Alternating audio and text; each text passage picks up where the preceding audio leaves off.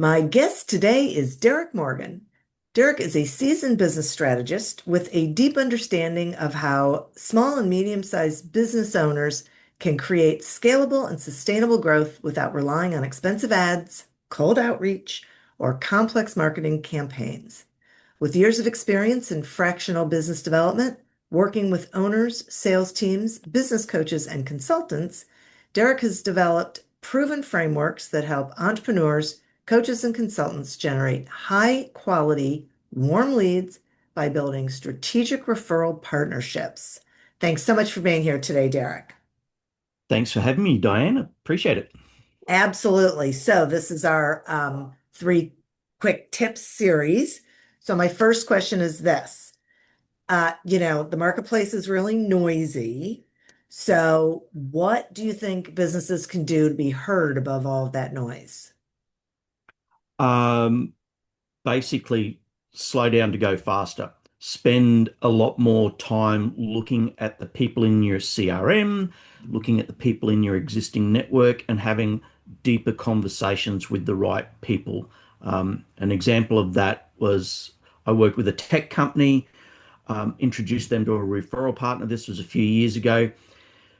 Connected them up. They did nothing with that relationship. I actually went to work for the tech company about 2 years later, went and had two coffee meetings with the referral partner, and that business wrote $11.2 million in the next 6 months, purely and simply because somebody followed up and took the time to really go deep with an existing relationship or connection. So there's a lot of that being missed at the moment because everybody's looking for cold net new at scale.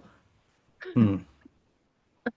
It is so true. I love that example. I mean, that is exactly what it's about. These people, you have an opportunity to relationship build and have business come in. And when you don't, it's, I don't know. I never understand how that happens with companies. Yeah, it's that 2 feet from gold analogy. People spend all these time getting leads and making connections, but then they don't follow up and go deep. Yeah. And it does take a little bit of extra time, but the rewards are so much more. Yeah. Yeah. I love the slow down to speed up. I love that. Okay. Question number two. If someone is frustrated about their business networking results, what could they do to better engage and get more referrals? S- I would encourage people to stop going to networking events. Not stop going to networking events. When you go to networking events, stop looking for your next client referral. Actually be really strategic about looking for referrals to referral partners. And to get those referrals, you need to have a really good value statement or value proposal to a referral partner. And it becomes much easier for somebody that you're connecting with to introduce you to a referral partner because they know you're not going to sell something to them. You're going to have a strategic conversation to add value, and that makes that referral process a lot smoother. And they don't have to think about whether that person needs your product or not. Um, what that does too, when you get those referrals, it's not a referral to one potential transaction. It's a referral to a center of influence that can introduce you to tens, hundreds, or thousands of your ideal customers, depending on your business. So ask a different question to get a better result Oh, I love that. and lead with value. And lead with value. Well, so that really says that you have to really understand what that value is before you decide to enter into this whole process.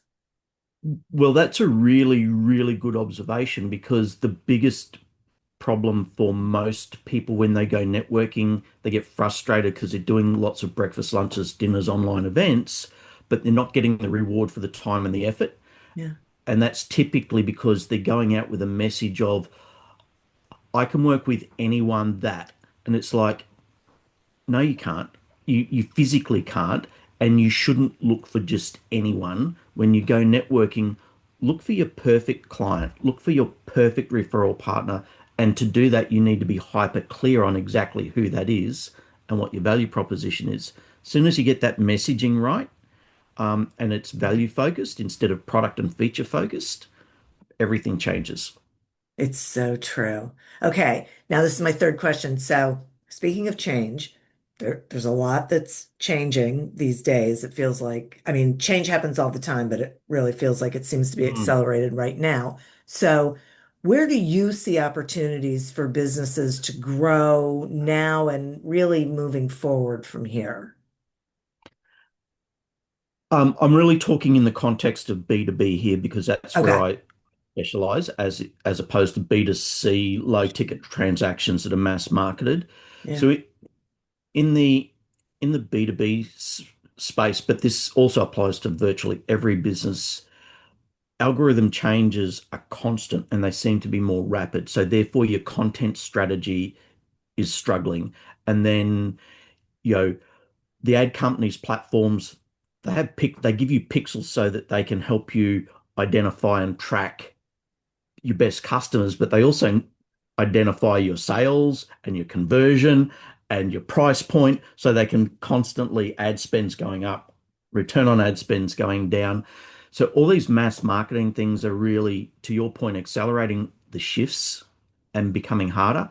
So for B2B businesses, that's where coming back to getting your sales teams, particularly for small to medium sized businesses, small to medium sized enterprise, being Mhm. able to turn your not turn your sales team in, but give your sales team the bandwidth and the capability to become fractional partnership managers, then you've got a lot more of this network effect and referrals coming in a systemized way. And Yeah. when you systemize that referral process, it becomes duplicatable and scalable and therefore predictable. And that's very, very different to just word of mouth marketing that's relationship based. So I think in the moving forward, networks matter. The trust economy matters. There's a digital trust recession. So live events, deeper relationships, smarter contact with those networks. That's the winning edge for SME businesses moving forward and their agility. Mm, Yeah, I love that. And so part of what I think I'm hearing is that companies need to allow their sales team and give them the resources to do that relationship building as you know to focus there because the business comes from building those relationships with those referral partners as opposed to focusing on activities like knocking on 40 doors a day or calling 40 yeah. people a day. Dial for dollars and et cetera, et cetera. Yeah. Yeah. And it's not to say stop doing that cold outbound. It's not to say stop doing the inbound advertising only if you can prove that the dollars in leads to dollars out. If you can't show a direct line, then it just becomes really expensive branding. Um, but whilst you're doing that, the missing piece that most businesses are not focusing on is as they get those leads in, how do they hyper focus on the ones that are really strategic? And then how do you actually build partner network around that so that you get these referrals coming in consistently? And to your point, it's not a big shift. You need a little bit of patience, but once you get this process going, the momentum is huge, right? And the profitability and the margins are significantly higher. Your sales cycles are faster. So, to your point, leadership and management need to enable the sales team, but then give them the space to warm this process up to get the rewards. There is a little bit of patience involved. Yeah. Yeah. Corporate America doesn't have that. Corporate Australia No. doesn't have that. It's like quarterly KPIs. No, go smash a activity number to try and hit that. And it's not working. No. Sales pipelines No. are thinning out. Sales cycles are extending, right? So they need Yeah. to do something different. Yeah, right. Oh, it's so great. Wow, I'm so glad that I had you come on and share this with us. It is an unbelievably valuable. So thank you for doing that. Will you tell the listeners how they can find you? Yeah, they if they search referral marketing ideas, they'll find me in LinkedIn and they'll find my website, and anything they need to know will be there. That's so great. Wonderful. Thank you. And listeners, thank you. You are who we're doing this for.